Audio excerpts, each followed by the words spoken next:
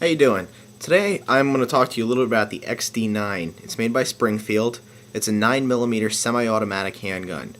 First thing I want to do though is show you that this is empty, and if you can see, there's no magazine in and there's nothing in the chamber.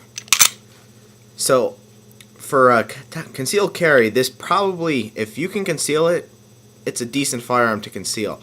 The problem is though, is a lot of people are going to have a hard time concealing this. But overall, this is an excellent firearm. And I'm going to take you through the different aspects of this firearm and show you what makes it a decent firearm. First thing is it's 9mm. It's a very common round. You can find it pretty much everywhere, and it's pretty inexpensive to shoot. As opposed to the 40 caliber or the 45 caliber, you're saving quite a bit of money just on ammunition alone. Second, this firearm has ambidextrous magazine releases, which you can see here and here. So for left-handed shooters, it's definitely a bonus. The problem is though, is left-handed shooters have a problem with, see if you can see here, the magazine catch is only on one side. And that's still set up for a right-handed shooter. But I can easily demonstrate when I pull this back, all I have to do is lift it up with my left index finger, and I can still lock the pistol into position. Overall though, a left-handed shooter can use this very easily. For breakdown though, same thing. You're going to lock it back into position. You're going to flick this lever up like that. And this is where you need to make sure that you're unloaded.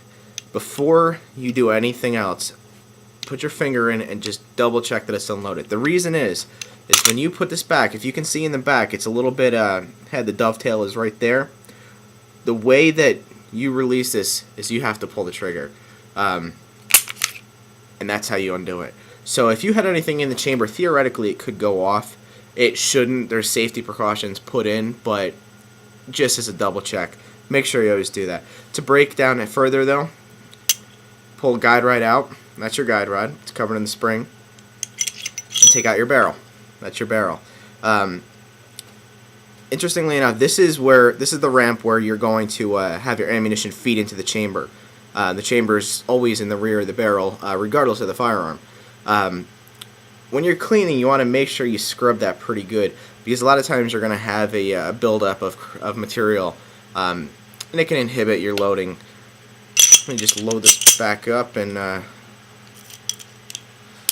show you some more features about this pistol that make it pretty decent. Alright, so this pistol is also set up with sights, with 3 white dot sights. You can see, I'm not going to point it at me, but you can see the dots.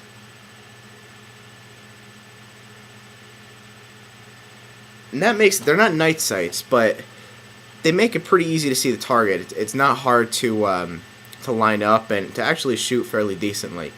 I've had pretty good success shooting from 25 yards with this handgun. In a self-defense situation, as long as you line up these sights, you're not going to have any problems. Crimson Trace also makes a couple the laser grips for it, which are excellent grips. If you can get yourself, and it's not a grip because this is a polymer frame pistol, but it actually attaches right to the pistol, and it makes it, you'll have a little bulge sticking out here with the laser. There's other lasers where you can replace in the rear sights, but laser grips make it real nice. Night sights, same thing. If you can get yourself a set of night sights, you're probably better off. For self-defense, these are okay. During the day, you're not going to have any problem, but at night, you're not going to be able to see. So a lot of times, you're going to have to hold a flashlight above your head or find some other way to illuminate your sights. For safety, though, there is no safety, per se. What there is, though, there's a series of events that have to take place to make this pistol fire. First thing is it has a grip safety, which you can see right here in my index finger, which I'm depressing now. In order for this to fire, you have to have that depressed. It's being a grip safety. As you grip the handgun, you're going to depress that.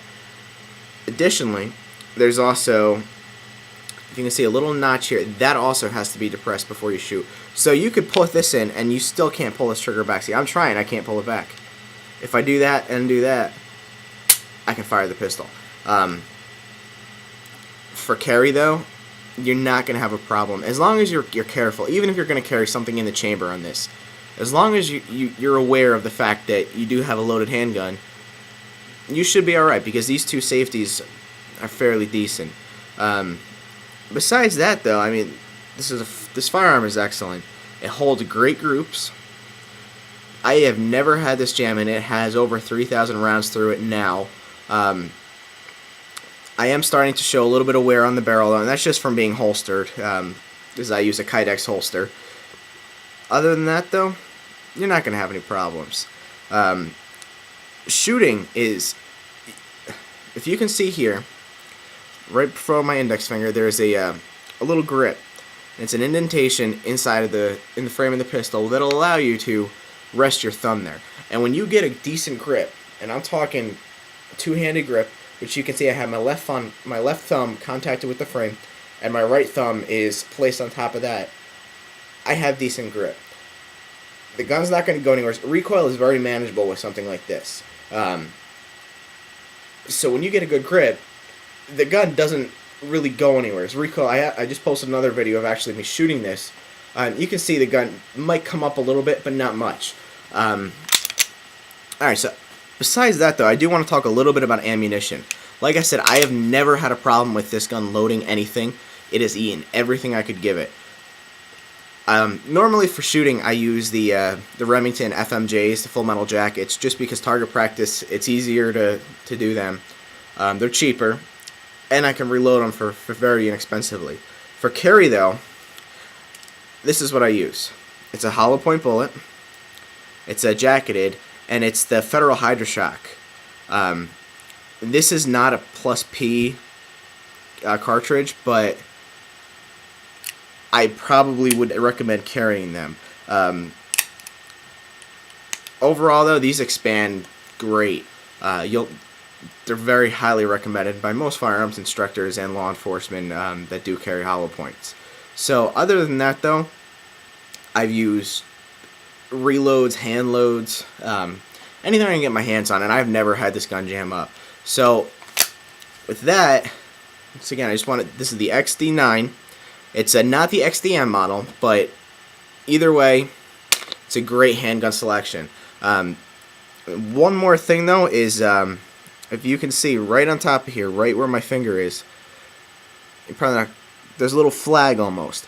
And what that does is when there is a cartridge chambered, this little flag will pop up, and it'll let you know. So when you're aiming, you're looking across your sights, you can see that little flag sticking up.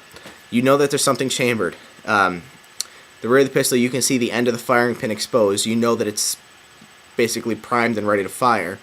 And on top of that, you have your two safeties. So there's two visual safeties and two semi-mechanical safeties. Remember, safeties can fail, and they're there just as a precaution to prevent an accident. But being that you're good firearm students, and you're going to understand that you're going to keep the gun pointed in a safe direction, you're going to keep the gun unloaded until you're ready to shoot, and you're going to keep your finger off the trigger. And the combination of those three things, you won't have any problems. So if you have any questions, leave me a comment. This is Chris for Sights on Target at www.sightsontargettraining.com.